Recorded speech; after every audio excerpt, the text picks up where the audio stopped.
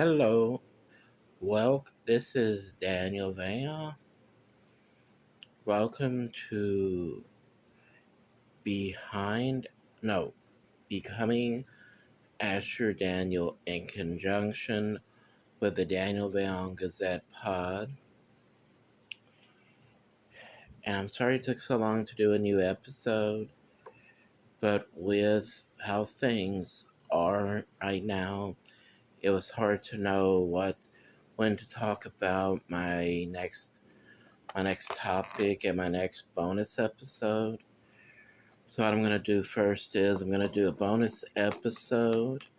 Then I'm going to do a new episode because I really want people that are interested in me talking about war games.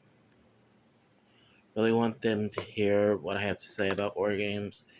But first, because this is a bonus video, I thought I would show y'all something that I've been working on. My face paint.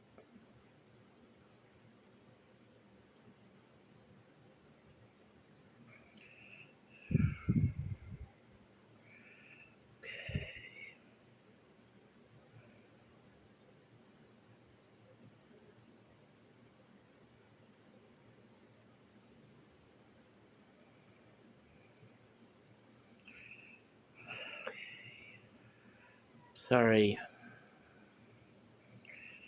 that wasn't exactly what I was looking for, but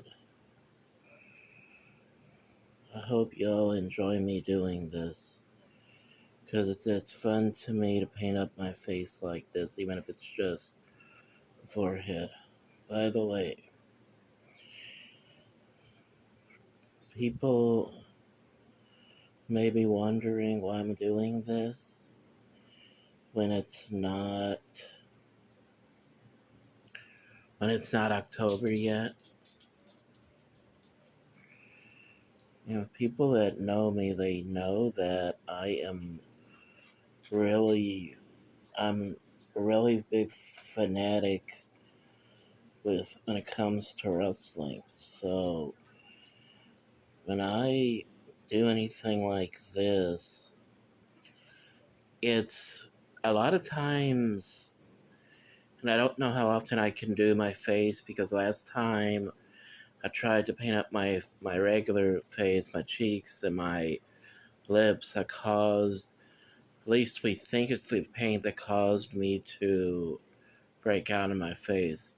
So I don't know how often I can do this, but I'm going to do my best. And I'm going to let y'all know if I can do my face in the future or not. I'm not going to do a lot on my nose, but I will bring it down to where my nose is.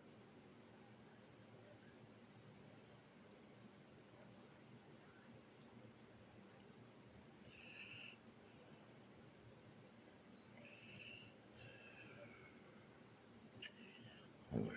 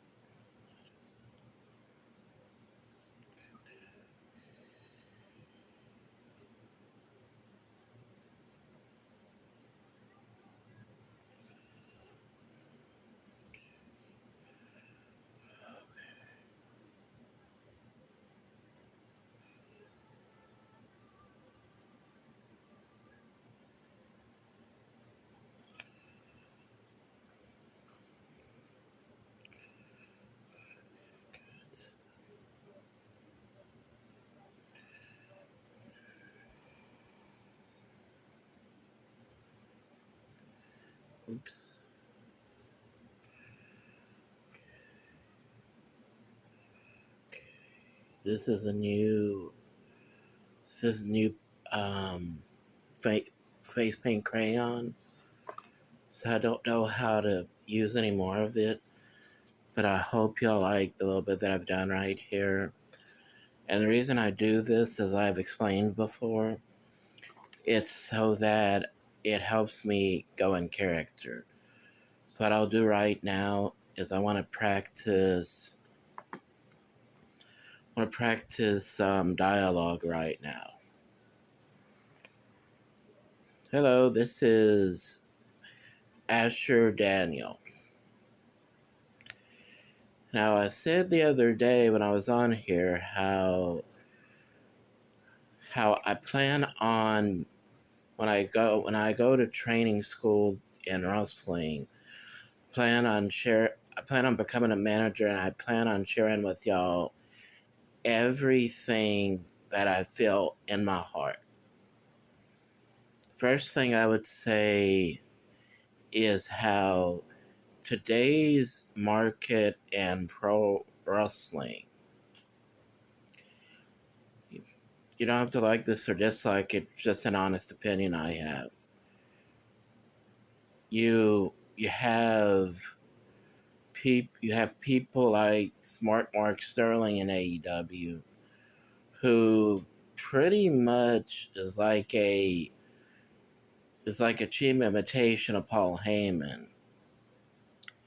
You have MJF, who's like a mixture of Ric Flair and Buddy Jack Roberts. The only one that truly stands out is the Tribal Chief Roman Reigns, Hangman Adam Page in AEW, Kenny Omega, Chris Jericho, the Young Bucks, and that's only in AEW. Roman Reigns is just in WWE.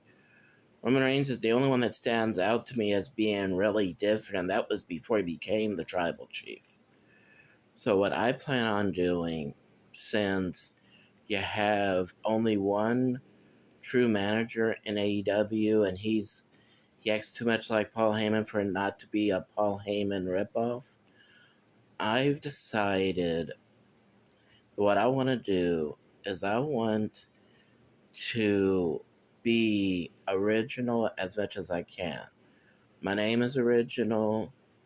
Face painting may not be original, but I've never seen a manager use face paint, so that's somewhat original for a manager to use face paint. Never seen a manager use a deck of cards in their gimmick. I'm going to use that too. So, and I never heard anybody use word definitions in their gimmick. So, those are three things right there that I could think right off the bat that I know. Yes, ma'am? All right. Okay. Because of that, by the way, my mom called me and let me know she was closing the door in her room. So because of that, I know how being authentic is important. But also because there's so much BS in wrestling to a degree, you have to find a way to exaggerate the real person. So when I talk like I was just talking, that's me talking in character. In everyday life, I am not usually that honest or that straightforward. Usually I'm very nervous and I'm very timid around people. So when I put face paint around my face and forehead and over my nose like this, it's like a light switch goes off and I know exactly how to speak. So when I and I added this the other day, and I don't know how many people have seen this or not, but I just thought I'd continue this for continuity, for the importance of continuing, or what we call consistency. Face painting, card shuffling, word defining, Asher Daniel. I didn't want to, like I said, I wanted to be as original as I can. So those three things that describe how I like to do things is perfect, because it's really taking the real person, and it's just letting y'all know what I'm about now. To finish this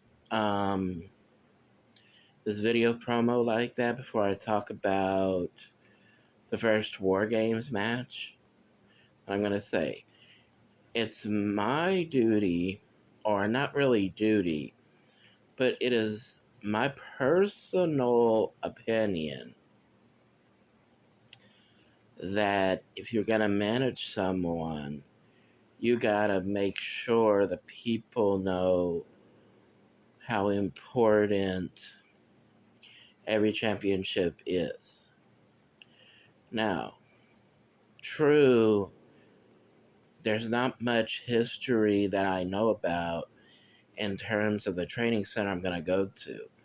But when I go there, I plan on doing as much research on the championships as I can, so that I can relate to the audience something that many people seem to forget today. And that is how important each championship is. Not just the top title, but all the titles.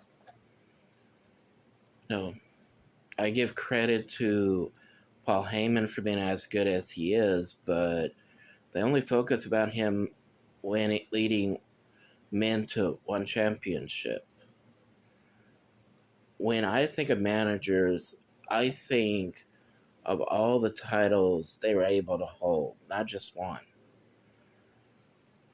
So although the world title is important, it's not as impressive as leading a person to the Intercontinental title, the U.S. title, the tag team titles, and the heavyweight title. If you could cover all four titles, or any title of that significance, then you're one of the greatest. But just the world title, that's just one title.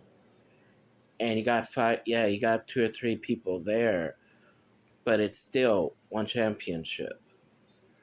The person you say you're better than had a wrestler capture about every title you could think of in his storied career. That's why I plan on focusing my efforts on every championship wherever I go, because that's how important each championship is in my estimation. Thank you. That's your practice promo for today. Let me find the continue watching section, because I know beyond a shadow of a doubt I found it. I played it the other day. War Games.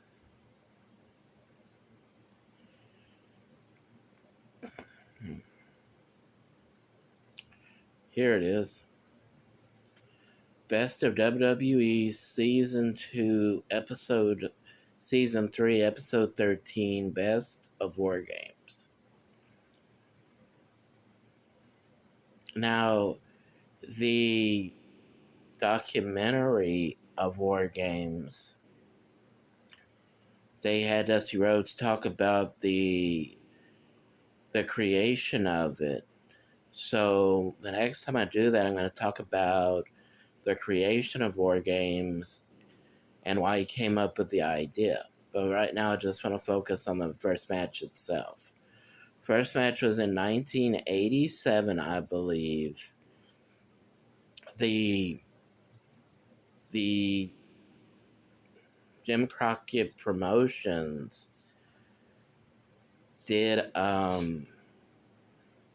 show called World Championship Wrestling before WCW existed. It was a TV show.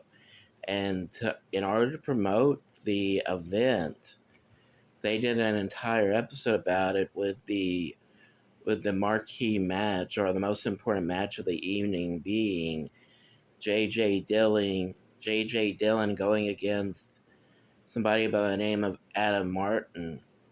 And it was a warm-up match to see what he could do see what JJ could do in War Games.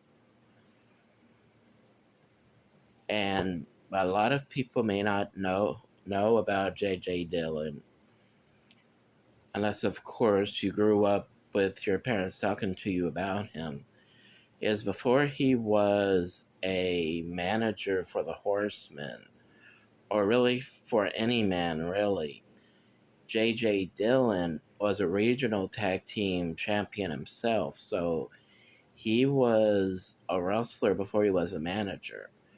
And a very good one, obviously, for him to be able to carry tag team gold with someone, he had to be very good. Because back in those days, everything was believed to be real. So he had to be one of the best, or at least very good in that territory to win it. And this was called the Match Beyond before they watered it down to where it lost its meaning. The first 5-minute period, one-on-one, they did a coin toss to see who got the man advantage. The first two men that started the War Games match were Dusty Rhodes and Arn Anderson. And Dusty Rhodes did say that Arn Anderson not only was the glue that held the Horsemen together, he was also what made the War Games match take off. Because, like Jim Ross said once, Arn Anderson was by far the toughest member of the Horsemen. Well, the first one, I believe, did have Luger in it as a Horseman. And they had Ellering on with Animal Hawk, and I believe it was not just Dusty Rhodes, but it was Nikita Koloff, I believe.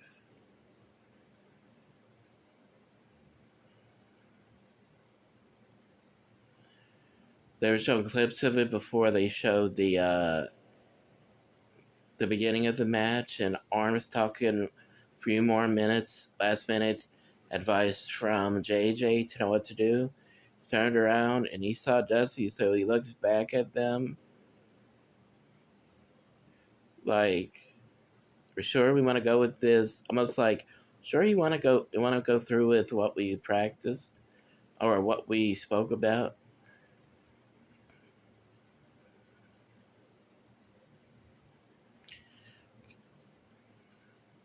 Two of the best men to start this match. Two of the best technical wrestling masters. Dusty Rhodes, by no means was he somebody who could run a lot, because he had enough cardiovascular conditioning to last an hour every night, but I never seen him run in the ring. But he knew the mental aspect and the storytelling aspect in the ring, that he could work with anybody.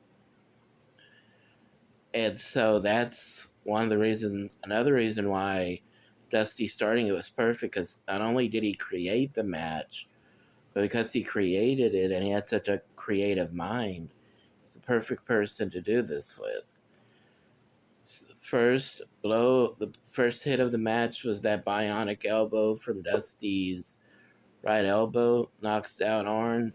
Arn retreats in the corner. Dusty's doing what's smart. He's not going on the attack. He's challenging him to come to the other side as he goes into the second ring. And I'm not sure what Dusty's doing here. I guess trying to taunt the Horseman to try to push the cage, because he climbed on the ropes to see what the Horseman would do. Arn finally gets in there. Let's see. He may be going for a super elbow here from the middle ropes. Actually, he kicks him. He does it. He held on to the cage so he could stand up while he kicked him. He throws him over the rope into the other ring. Could have been a mistake by Dusty. Left hand a couple of times by Double A. The more he's doing it, the more upset Dusty's getting. Hitting him with the rights, one after the other. Left, left, left, left. Ooh, he hit him in between the legs. Could have shattered his jewels.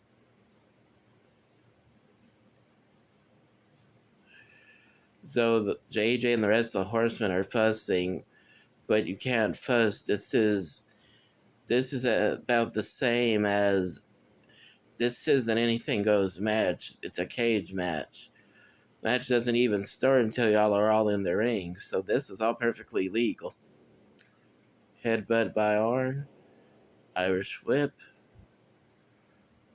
Made a mistake bending his head down before Dusty came back.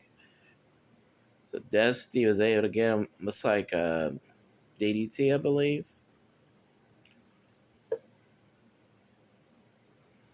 Yeah, DDT, all right.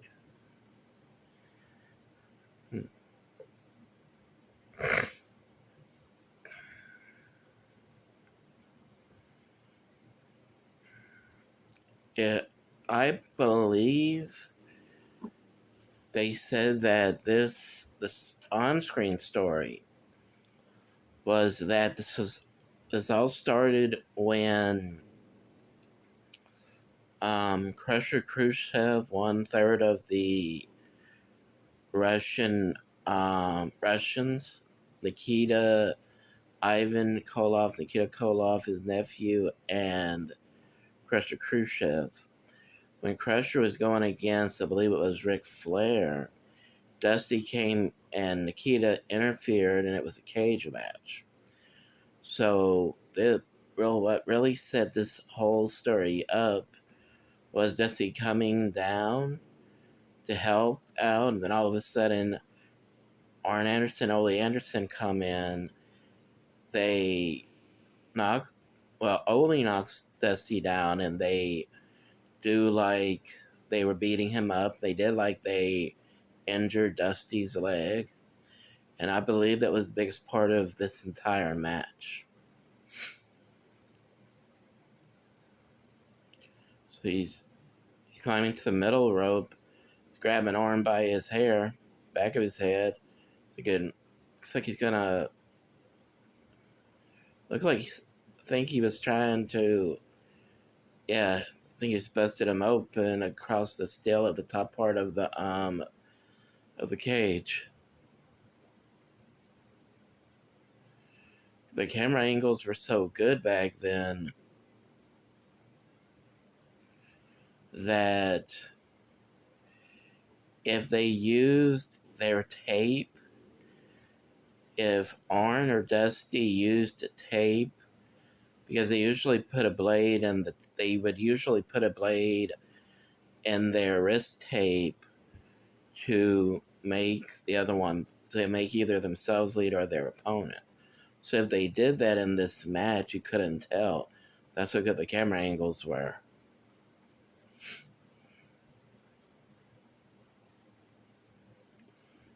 Okay, Dusty rolls out of the ring to get to the other side of the ring. Right hand to the gut of Arn, puts his forehead into the steel cage itself, excuse me.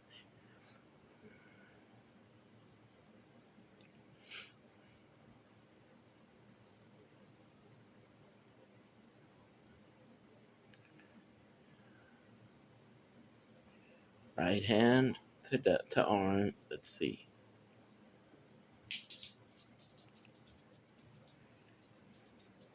Snapmare takedown by Arn after he hit him in between the leg. Ooh, he missed that knee drop though. Dusty goes right after the other leg for the figure four. The thing that always amazed me was how Dusty Rhodes, because of his physical conditioning. Yeah, it was always amazing for me to see him do the figure four, because instead of having to turn around, he did it forward. That's something you see a lot. Just let go of the figure four. Okay, start stomping on the leg of Arn. Let's see.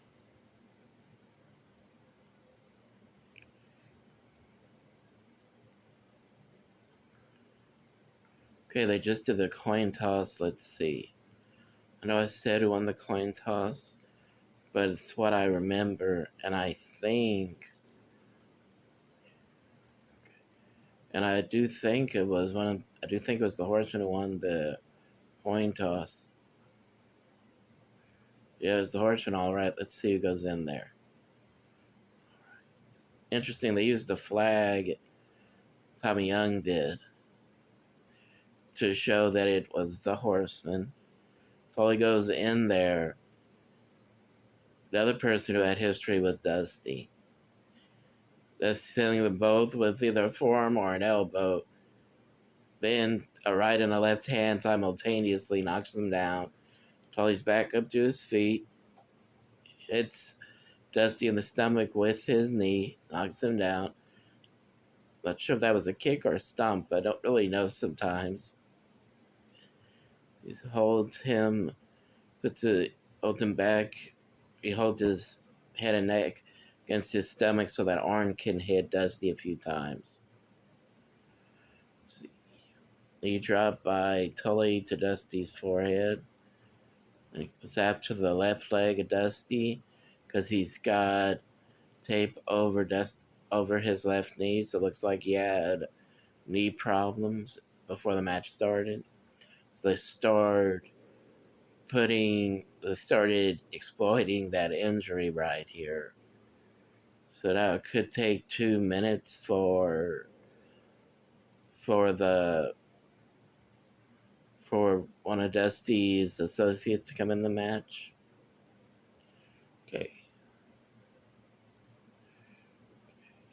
Ooh. Knee drop to the... Yeah, just time is now right for Animal to come in. Axe handle to both Tully and then Arn. Throws Tully over the top rope. Ooh. The other side of the ring. Let's see.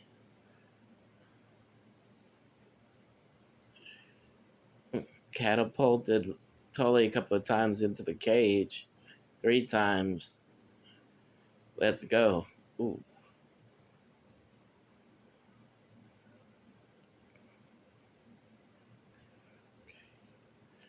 Just knocked down Double A.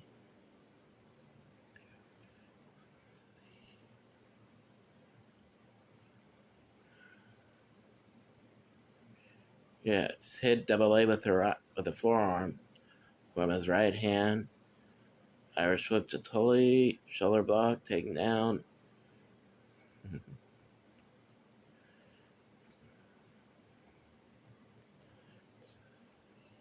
Clothesline by Dusty takes down Arn. Tully's getting his forehead driven across the steel cage by Animal.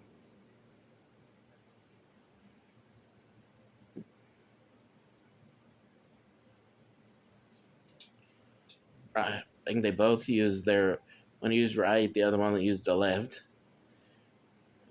Dusty doing about 3 or 4 right hands. Ooh. Let's go at Tully. Tully's just draping over the ropes. I think he's trying to keep from falling. Oh, fortunately, Arn came in, so he was finally able to balance himself so he could jump down. Rolls in there.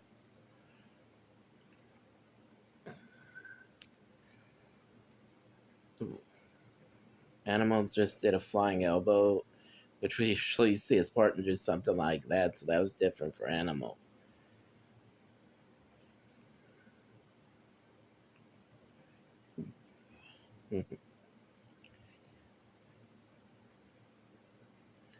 Okay, Ric Flair's the next horseman in there.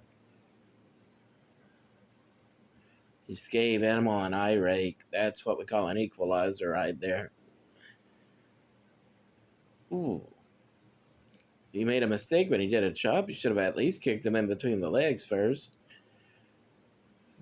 Arn came with a knee to the back of Animal's knee, knocks him down, but threw Animal into the cage, both of them. Irish whip like.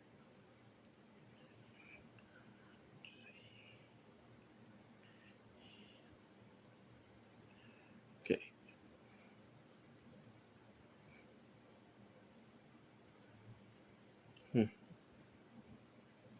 Double Irish whip. Ooh, into the cage again.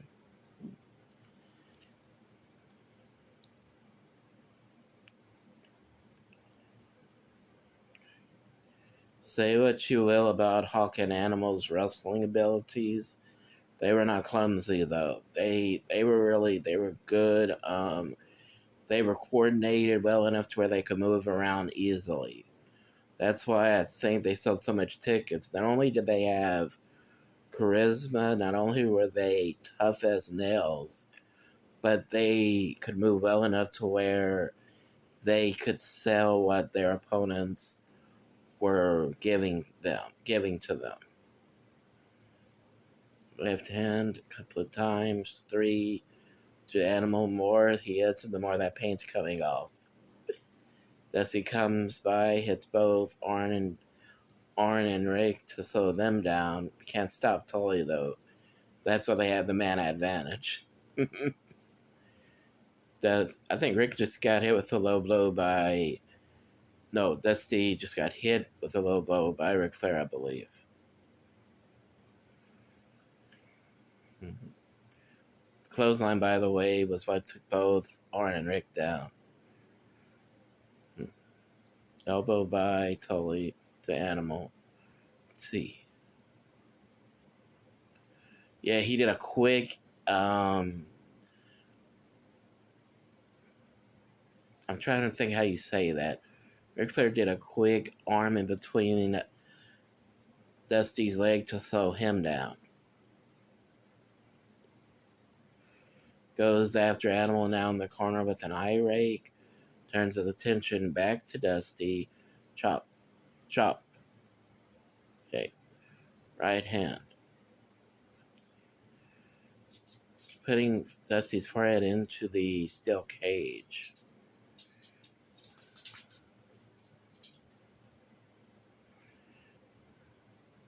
Okay. Tully jumps for the middle rope to make like a forearm. Connect the forearm across Animal's face, knocks him down. Time for Nikita to get in there. He gets hit right away with an eye rake by Ric Flair. Chop from Ric Flair, double Irish whip from Arn and Rick. They get hit with a double Russian scepter, I believe they called it, which was just really a clothesline. Let's see. So Tully and Nikita go against each other here. This part of the other part of the ring, other half of the ring that is, or in the other ring really. Let's see, Dusty knocks down Arn. See what Dusty. Amazing, he could see anything. The blood running down his face.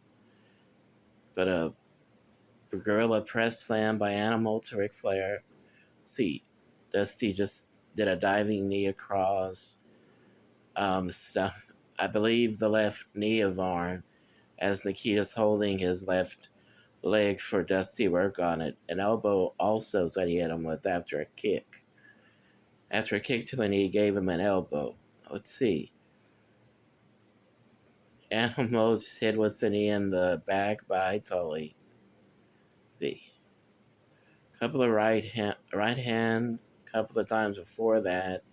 was a forearm, then 3 right hands. To correct myself. 4th right hand, totally falls down. I think that was self-preservation right there. Chop cut a few times by Rick to Nikita. He thought he would have stopped after the second one. Ric Flair's going to go in the ring so he could have some help. No, he's just trying to get away from Nikita. Okay. The Animal just knocked down Arn. Nikita hit Ric Flair the gut with a knee, and he threw Ric Flair into the cage. Oh, it does that patented diving nose drop. Double Irish whip by, I believe it's Dusty and Animal. They do a double drop kick.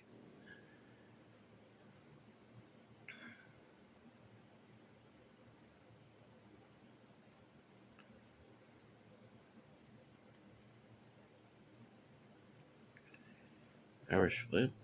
Power slam.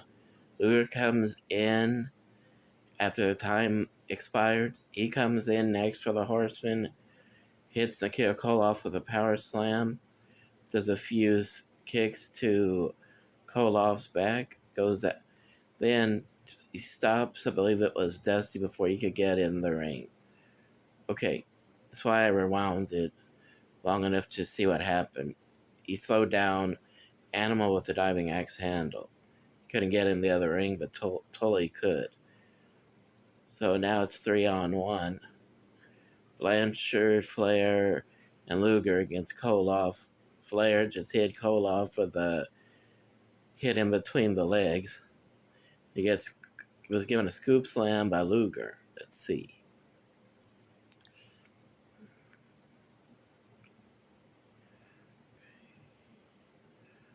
A pile driver, a middle rope assisted pile driver. Ric Flair helped Tully deliver the pile driver to Nikita. Animal just slowed down on legs by hitting him. He hit Arn with an elbow to Luger too. I'm gonna go for another middle rope assisted pile driver to Koloff. Let's see. Ooh. Threw Animal into the cage again. Let's see. Dusty's trying to cover Kita to protect him, I believe. Even though that's nice that he's concerned, it slows Dusty down even more. That's not going to help him.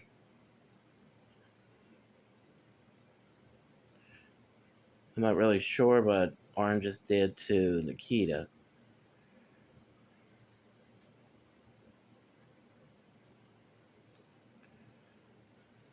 Looked like he did a DDT on Nikita. Totally just tripped a little bit. Almost looked like he was spent or something.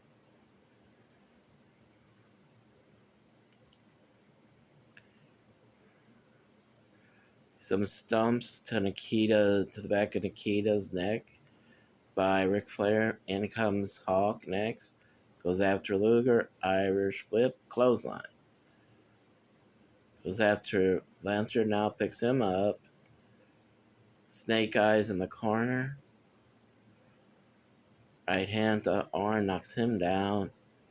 Throws Ric Flair over the rope into the other ring. Did a knee lift to Arn. Did Hawk. Let's see. Threw Flair in the cage. Did Animal. Let's see. Right hand. 2 or 3. 1, 2, 3, 4, 5. Kicks in the stomach. No. Chest. Closer to the chest of Luger. So it'd be like, I believe it's called the abdomen of Luger.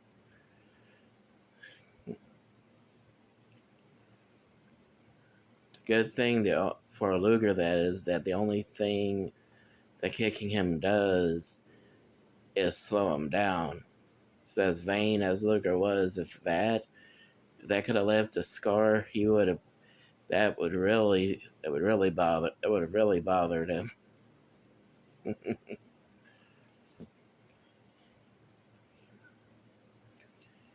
Animal is getting his second wind as Ric Flair is hitting him with chops left and right. He just hit Flair with a forearm, threw him into the corner. The other ring, Arn just slowed down Hawk's momentum, probably with a low blow. Flair's going for a figure four on Dusty. Okay, and Arn just did a forearm over Hawk's back, and Hawk hit him, knocked him down.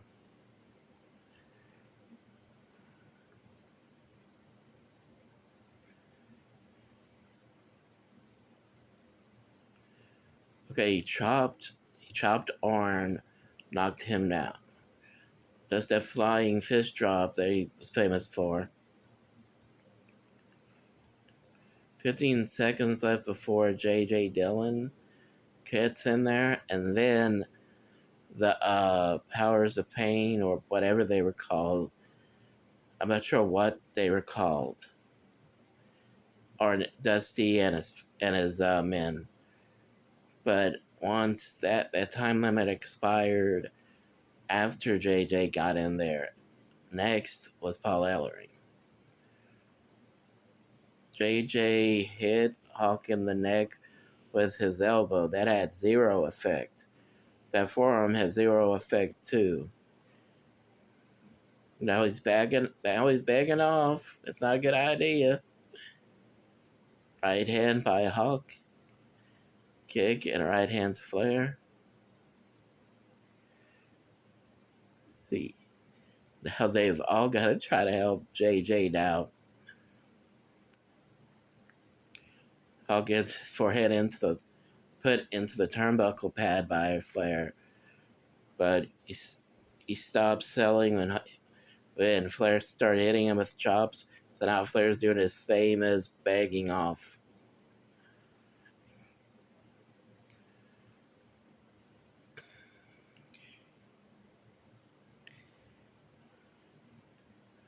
Let's see. JJ goes in there with Tully, help try to weaken Dusty. He's got hit a couple of right hands. Does Ric Flair get hit by Hawk with two? Like I said, he gets his forehead, does Flair, graded across the cage like he's cheese, like his head is cheese. Let's see. The animal's holding JJ by his arms to help Dusty. Dusty just hit almost did like Dusty was a baseball, like JJ was a baseball, and he did like he hit him with a baseball bat across his chest with his hands. So he's coming from the back to help him, literally from the back. A slow down Animal. Even got on top of Animal from the back. Whereas he got Animal to let go of JJ, he forgot about Dusty being able to push him. When Dusty was able to push him, he went right into the steel cage again. Luger, the most inexperienced one in this match. He's the only one that looks good right now against Legion of Doom and Nikita Koloff. He gets picked up though by Hawk. Let's see. Shoulder breaker by Hawk. One thing we don't see a lot of anymore is that shoulder breaker.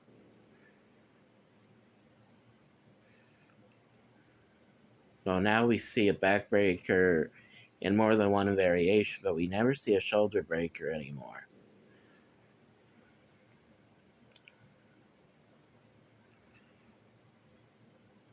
Now, Ellering just got in there, so that means that the War Games actually begins at this moment.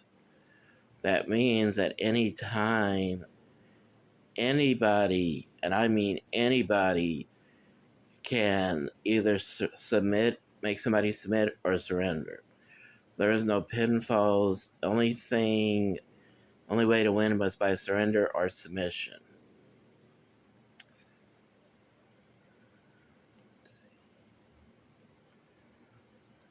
Into the midsection of Hawk by Flair, Irish Whip. He came back with a counter of a clothesline to Flair, Irish Whip to Luger by Koloff. Connects that Russian Scepter, I believe is what he called it. Not sure what it's called, to be honest. Hits Tully with a clothesline also.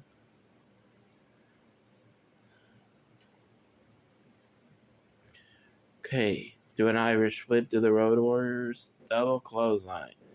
Tully to JJ.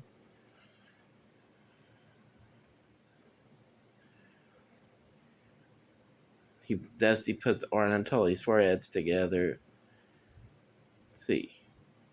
Hawk and Animal put. So they use JJ as a battering ram to put his forehead into the cage. This is, I believe, going to be the finish right here. Going for the Doomsday Device to the best of their ability inside of the War Games cage. Now remember, J.J. Dillon said that actually broke his arm when they did that.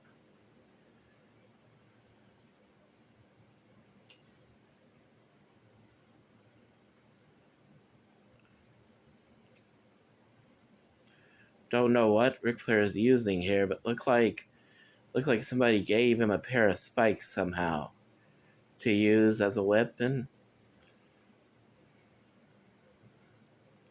Totally looks like he's gonna go for a catapult or a Boston Crab on Nikita. They're working on Tully on JJ and the other side in the other ring, Hawk and Animal. Are really coming over to go after Luger and Flair and Anderson. They let Dusty come in to go with Nikita to go after JJ. All I really remember that led to the finish. Okay, they cut into this match, so I would have to say that the full-length match ended with them doing... Somebody hit JJ with pile drive. No, with the atomic drop, one where you pick them up from the back and they come down and you hit your opponent's behind with your knee. And then after he sold that, terrifically I might add, Dusty Rhodes put the figure 4 on him, made him surrender, hurt his knee so bad that they had to unloose and untie JJ's boot before he even got out of the ring. That is how brutal that match could be. Right. Thank you. If y'all want me to record the full-length version of this, for me to talk about the full-length match on the DVD, I will if you want me to. Thank you and goodbye.